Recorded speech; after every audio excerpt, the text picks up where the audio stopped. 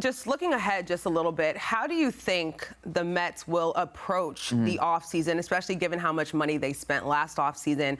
Do you think their approach will be different based on how this season has gone?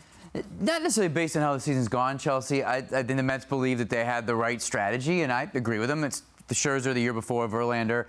At least they didn't get locked up into long-term deals with pitchers like a Jacob deGrom, like Texas did. So I don't know that there are lessons to be learned from the strategy, but there's a different outlook for the season, as Scherzer himself referred to. And the Mets are going to be competitive next year.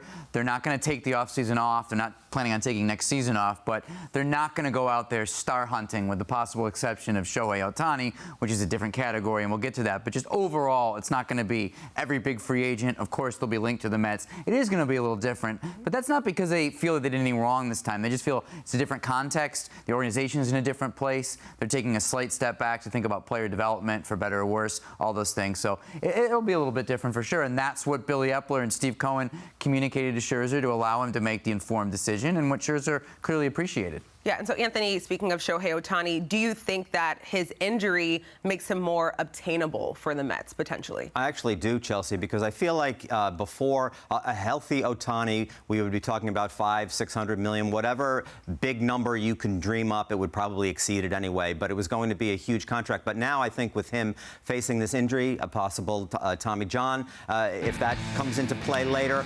I think it blows open his candidacy and the contract that he may command. Is there some room for creativity by front offices who, if he has the surgery but can hit next year, will sign him for a huge number to have him as a hitter for 1 year, and then maybe see if they can re-sign him again after that to a longer term if he proves healthy and is again the combo hitter pitcher, elite on both ends, obviously, as we've seen him do. So I think this makes it what would have been the most fascinating free agency in baseball history, maybe even more fascinating. Yeah, absolutely. I want to hear from Terry about this. So Terry, would you be concerned about giving Ohtani a long-term contract if he can't pitch? No, I mean, great hitters are hard to find, and a guy with his skills, I mean, he's obviously got tremendous power, but he's shown he's a very, very good base runner. He can run.